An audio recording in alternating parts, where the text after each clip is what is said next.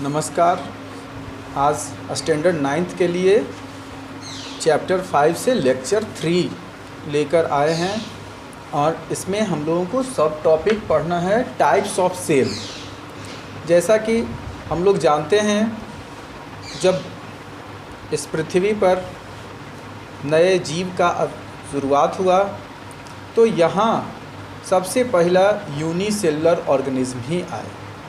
तो इस तरह से धीरे धीरे इसमें डेवलपमेंट होना शुरू हो गया। मतलब कि जो हम लोग मॉडर्न देख रहे हैं वो ऑर्गेनिज्म उसी से धीरे धीरे डिराइव होके ये नया बने हैं। तो हम लोग सबसे पहले ऑर्गेनाइजेशन को समझें।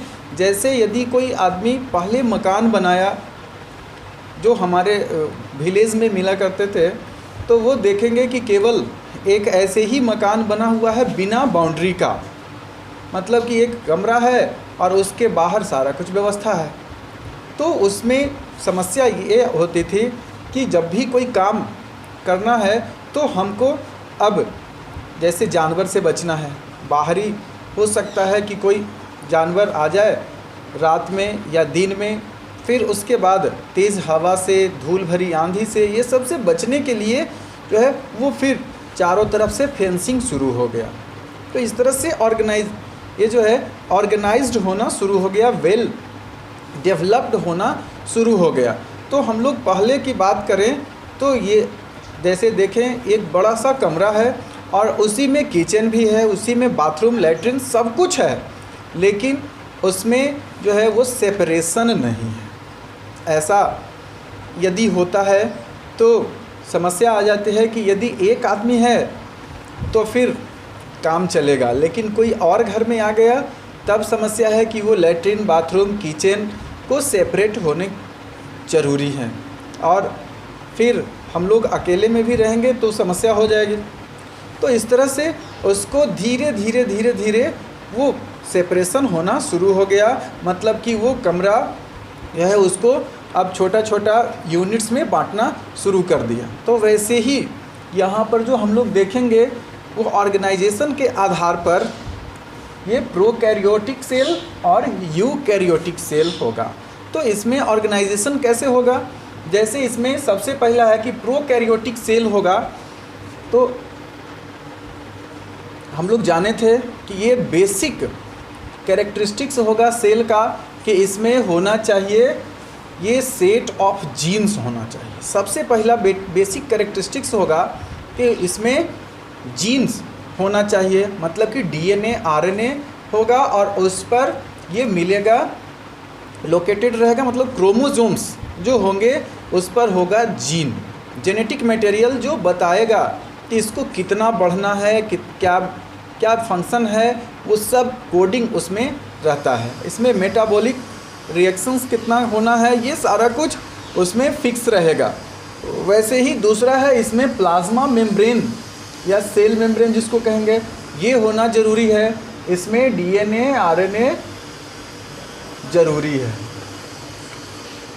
अगर ये नहीं होगा तो इसमें ये जो है फिर उसको नेक्स्ट जनरेशन में समस्या आ जाएगी। तो ये सेल्फ रेप्लिकेटिंग होने वाला सबस्टांस है, ये कोडिंग है। और उसके बाद इसमें जो भी है इसमें मेटाबॉलिक मशीनरीज का ज़रूरी है होना। तो इसमें क्या क्या रहेगा? सेल ऑर्गेनेल्स होंगे। मतलब कि इसमें प्रोटोप्लाज्म होगा और वो सब कुछ इसमें वेल ऑर्गेनाइज धीरे होना शुरू हो जाएगा। लेकिन ये जो प्रोकैरियोटिक सेल है इसमें क्या होगा?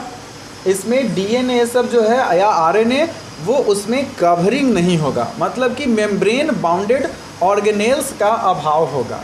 और इसमें जब मेम्ब्रेन बाउंडेड ऑर्गेनेल्स मतलब कि इसमें अंदर जो भी है प्रोटोप्लाज्म में वो सब बिना मेम्ब्रेन बाउंडेड स्ट्रक्चर होगा। जैसे हम बताए थे कि एक लिविंग रूम है और उसमें लैट्रिन, बाथरूम, किचन ये सब जो है उसका सेपरेशन नहीं है। वैसा ही इसमें होगा वेल ऑर्गेनाइज्ड, इसमें न्यूक्लियस नहीं होगा। वैसा सेल जिसमें वेल ऑर्गेनाइज्ड न्यूक्लियस नहीं होगा।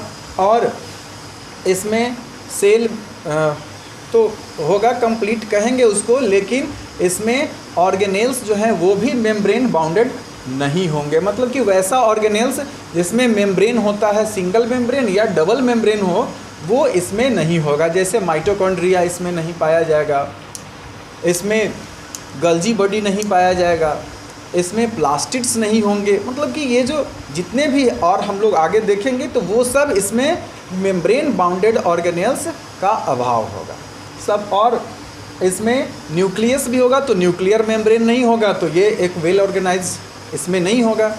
तो ये प्रोकैरियोटिक सेल होगा, वैसा सेल जिसमें वेल ऑर्गेनाइज न्यूक्लियस नहीं होगा और मेम्ब्रेन बाउंडेड ऑर्गेनेल्स का अभाव होगा, उसे प्रोकैरियोटिक सेल कहते हैं। और वैसा ऑर्गेनिज्म जो प्रोकैरियोटिक सेल का बना हुआ है उसे कहते हैं प्रोकैरियोट्स। और ये प्रोकैरियोट्स इसमें ज़्यादा मतलब जितने भी हैं वो सब यूनिसेलुलर होगा।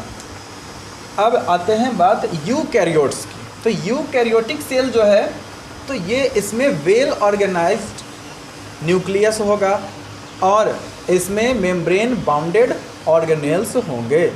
मतलब कि ये जो है प्रोकैरियोटिक सेल में वेल ऑर्गेनाइज्ड न्यूक्लियस नहीं होगा और ये मेम्ब्रेन बाउंडेड ऑर्गेनेल्स नहीं होगा, लेकिन इसमें क्या है, वेल ऑर्गेनाइज्ड होगा इसका न्यूक्लियस और साथ में मेम्ब्रेन बाउंडेड होगा इसमें ऑर्गेनेल्स भी। तो ये अब ऐसा जो होगा सेल वो कहलाएगा यूकैरियोटिक सेल। और वैसे ऑर्गेनिज्म जो और बने हुए हैं यूकैरियोटिक सेल के उसे कहेंगे यूकैरियोट्स। और इसमें यूनिसेलुलर भी हो सकता है या मल्टी सेलुलर भी हो सकता है। मतलब कि ये जो है इसमें इसको कहेंगे prokaryotic cell. The organisms which are composed of prokaryotic cell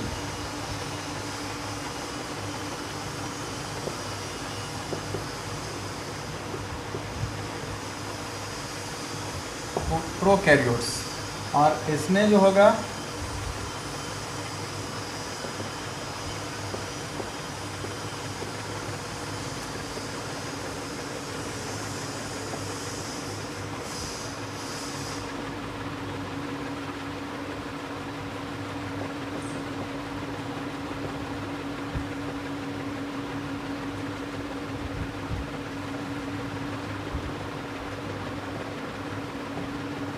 इसे यूकैरियोट्स कहेंगे। और इसमें यूनिसेलुलर और मल्टी सेलुलर दोनों होगा। और इधर जो है हम लोग इसको देख लेंगे। अब है कि ये इसका एग्जाम्पल जैसे बैक्टीरिया होगा, वो होगा प्रोकैरियोटिक सेल से बना हुआ। मतलब कि ये प्रोकैरियोट्स है, इसको रखा जाता है एक अलग ग्रुप ही है इसका, मोनेरा। अब ये जो है किंगडम मोनेरा हम लोग फिर जब क्लासिफिकेशन पढ़ेंगे तो उसमें देखेंगे कि वैसा ऑर्गेनिज्म जो यूनिसेलुलर है और ये प्रोकैरियोटिक सेल वाला है उसको रखा गया है मोनेरा में।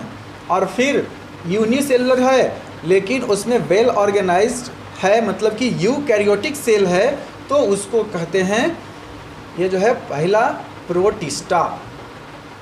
मतलब प्रोटोजोआ ये सब जो आएगा, अमीबा ये सब जो है वो इसमें आएगा। अमीबा, पैरामीशियम ये यूनिसेलुलर है लेकिन ये यूकैरियोटिक सेल से बना हुआ है, मतलब यूकैरियोट्स है।